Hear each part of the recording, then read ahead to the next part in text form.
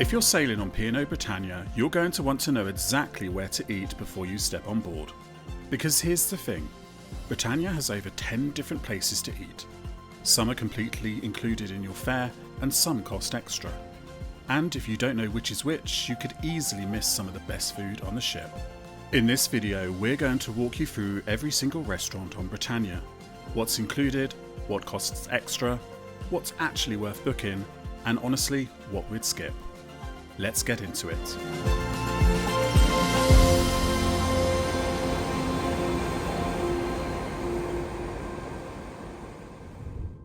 Let's start with the good news.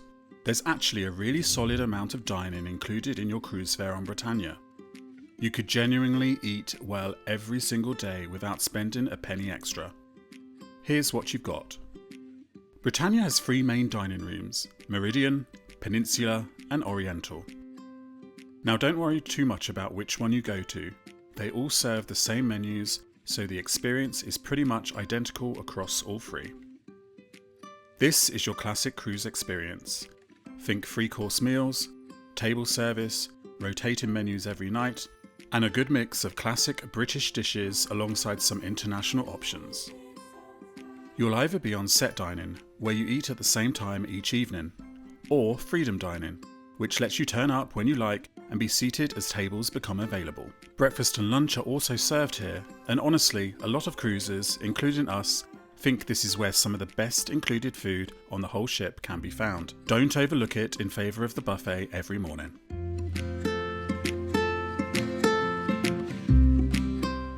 If you want something more flexible, the Horizon Buffet is Britannia's main self-service restaurant, and it's open pretty much all day, breakfast, lunch and dinner. There are loads of different stations to choose from, hot dishes, fresh salads, a carvery, desserts, and a rotating selection of international food that changes depending on where you're sailing. It's great for port days when you just want something quick before heading ashore, or if you've got kids and need flexibility. One tip though, try to go slightly outside of peak times if you can. Around 8 AM, noon or 7 PM it can get really busy, and the experience is just much more relaxed if you time it right. Out on the pool deck you'll find the Pizzeria, and this one is completely included in your fare.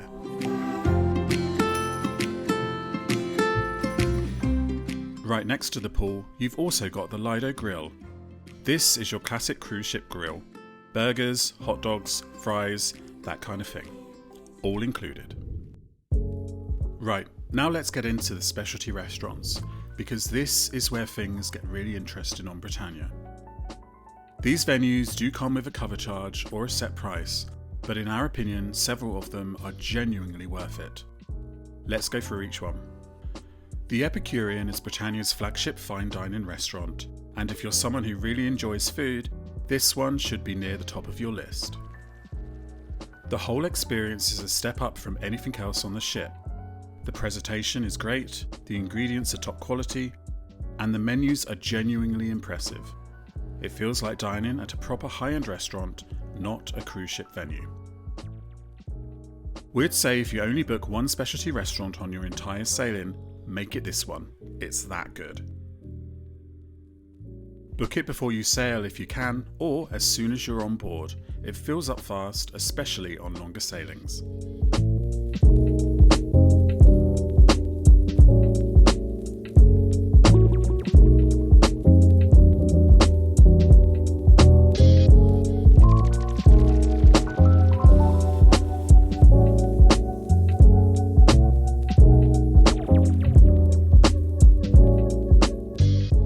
Sindhu is another one we'd really recommend, and for a lot of people it ends up being the surprise highlight of their cruise.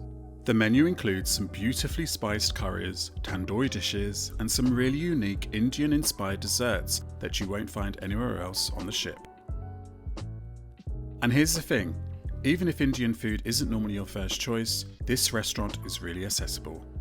The flavours aren't overwhelming, the service is fantastic, and it's widely considered one of the best dining experiences on Britannia. Don't sleep on this one.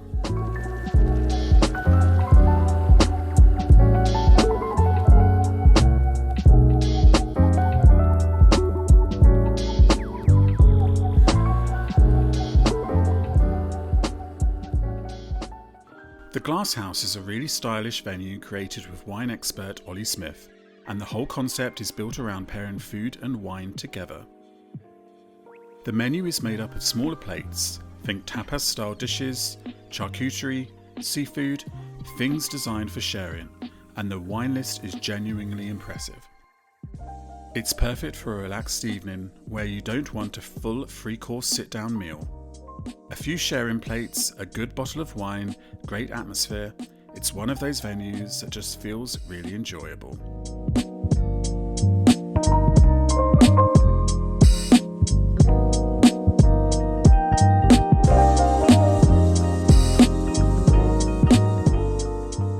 Now this one is a bit different from everything else on the ship.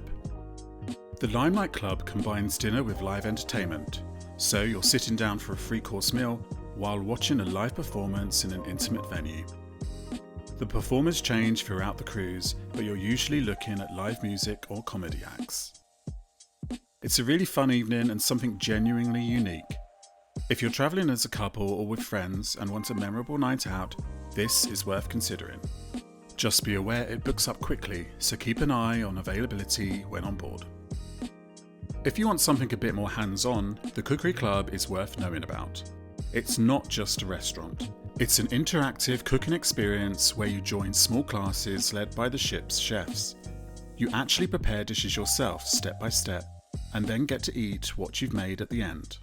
Classes vary by sailing but often focus on different cuisines or techniques.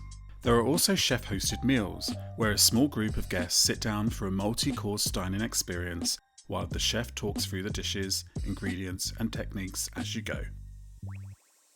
It's a really interesting evening if you're into food and cooking. Spaces are limited for both, so if this is one you want to look into, book as soon as you get on board. The beach house is a more relaxed specialty option, and it's a great choice if you want something a bit different from the main dining rooms without going full fine dining. It's a surf and turf style menu, think steaks, ribs, seafood, American style comfort food. The atmosphere is casual, but it still feels like a proper restaurant experience. It's a solid midweek option if you want a treat without it feeling too formal. The Market Café is a casual cafe style venue, and it's a great spot if you want something a bit more refined than the buffet but don't want a full sit down meal. You'll find coffee, pastries, light bites, deli style food and snacks throughout the day. It's perfect for a mid-morning coffee, a light lunch, or just somewhere to sit down and recharge between activities.